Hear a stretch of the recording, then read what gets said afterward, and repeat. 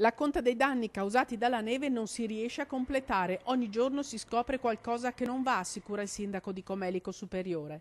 Sì, è più lunga e va più in là nel tempo. Sempre difficile è la situazione nell'Alto Agordino, dove sono muti i telefoni fissi. Il sindaco di Livinallongo, Ugo Ruaz, non sa spiegarsi l'accaduto, ma ipotizza che l'ennesima valanga possa aver travolto qualche collegamento.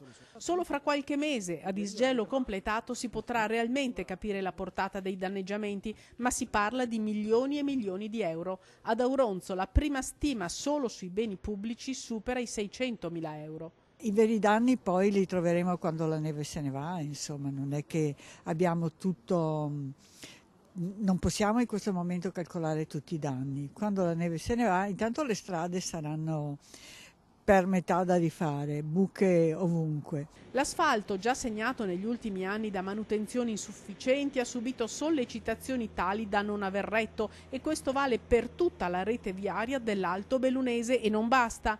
I comuni come pensano di affrontare le criticità del disgelo? Io spero proprio che la Regione e lo Stato ci venga incontro e che lo faccia anche in tempi brevi, perché altrimenti bisogna limitare il bilancio e l'attività istituzionale al minimo indispensabile. Nella malaugurata ipotesi che non voglio neanche considerare che non vi siano aiuti e sostegni, diciamo, di carattere pubblico a queste spese, c'è solo la leva tributaria, ma è una cosa alla quale cerchiamo neanche di immaginare. L'esposto per far luce sulle eventuali responsabilità non è ancora stato depositato in procura. Nelle prossime assemblee di Vallata i sindaci lo firmeranno.